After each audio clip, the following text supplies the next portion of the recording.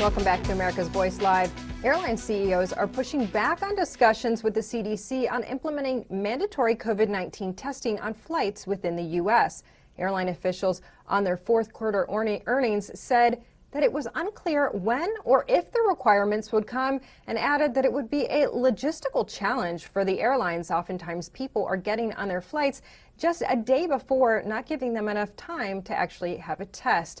I want to bring in Adam Roosevelt. He's a GOP strategist and national homeland security expert. Adam, there's so much to talk about. I'm glad that you're back. First, I want to head out to what's going on in Washington, D.C., because we have a military presence like we really have not seen in the past. For a president who said he was against policing, he now suddenly has a militarized Capitol. What's your response to that?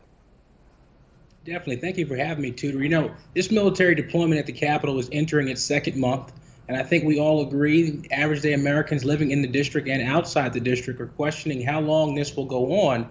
You know, it appears that this is the case because members are still on high alert following the events that happened on Capitol. More importantly, we cannot allow for these expanded government overreach options to misuse our troops when the nation is not in a declared state of emergency. I believe that sending the troops home is also a form of giving the power back to the American people whose house it truly is. And I think this is a course of action that we need to take very seriously, but we need to reduce that population and return our troops back to their safe locations. You mentioned that we're not in a declared national state of emergency, and therefore this is unusual to have the troops there. A lot of people have said if he hasn't declared martial law, this is really not allowed. What would you say about that? You know, I would tend to agree that there's a time to use our military and there's a time to disband. You know, I think historically it's always been a fear of ours as an American population of people that the military would have a garrison that surrounds the Capitol because, again, it lays the groundwork for additional efforts for the government to use or misuse the troops in other ways, citing national security concerns.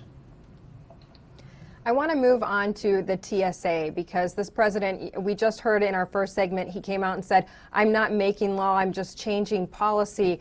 But he's now signed an executive order and talked to the TSA, giving them the authority to fine Americans who aren't doing what they're asking with regard to masks. This seems like it could go down a dangerous slope here if we're giving TSA the ability to have policing capabilities within the airport. What's your response to the TSA, who's not technically able to give out tickets or citations, being allowed to fine American citizens?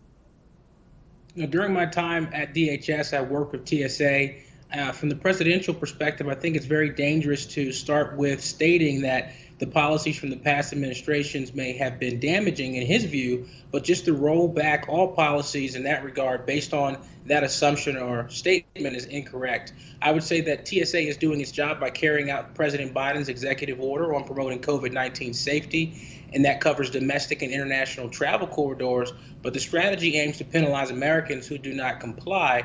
And this is in the middle of a crisis economically. I know we need to have public health concerns, but I think we need to be very careful how we implement those. Folks are definitely in a position where they're trying to get out, but we do need to have a policy in place that does protect public health, but does not penalize our Americans across the board. President Biden has accused former President Trump of having immoral border policies, and that's why he says he's come out with these new immigration policies. In the meantime, they have folks rushing toward the border, and he has sort of mixed messages going out because he has his White House press secretary saying, well, we don't want people to come now, but we are a friendly country now, opening our borders to immigrants. What does this mean? What kind of view is the outside world taking of us right now?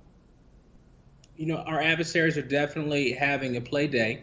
I spent a lot of time with the U.S. Customs and Border Patrol while at DHS working with various agencies to include U.S. Citizen Immigration Services, the Department of State, and the intelligence community for a multitude of national security efforts. You know, that includes violence against women, U.S. Code 1367, but it also includes transnational criminal organizations and really focusing on our southern border strategy to make sure we don't have organized crime coming through that's tied to human trafficking, that's tied to drug trafficking, and we need to focus on those things. And I feel as if, expert-wise, with this analysis that this administration is focusing on winning the hearts and minds for votes. And I think we need to look at the policy And again, I was there when General Kelly was there, all the way up to Secretary Wolf. And this is a much bigger conversation.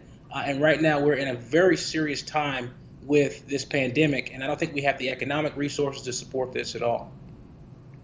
We have about a minute left. I want to go back to something you said, because we have the Biden administration saying they're going to reunify families. But the Trump administration was saying, hey, listen, these children were coming over with people who weren't their parents. Then we were left with the situation of trying to keep them safe from these coyotes who are bringing them across the border back and forth and using them as mules to get people across the border and help traffic humans. What's your response to this idea that they can magically find these children's parents and it will be a happily ever after story? It will not be a happily ever after story, and I'll tell you why. First thing that we need to do is we need to talk to the CBP commissioner. We need to get the data and look at the process. What I did not know before joining as a government contractor at DHS was that there was a tremendous amount of agency integration with Health and Human Services, the policies in place that are being executed, and then the difficulty with tracking and the resource management. There's a lot more that goes under the hood with this whole process. There's the catch and release issue. There's a lot of things that need to be discussed here. And I'll tell you that we need to look at a more comprehensive strategy, and rolling things back this quickly is going to be very damaging to national security. Adam Roosevelt, he is a GOP strategist and national homeland security expert. Always a pleasure having you on. Thank you so much. Everyone out there, you stay tuned, because we have got a great segment next with our own Jessica Rivera in the Denver newsroom. You don't want to miss it. We'll be right back after this quick break.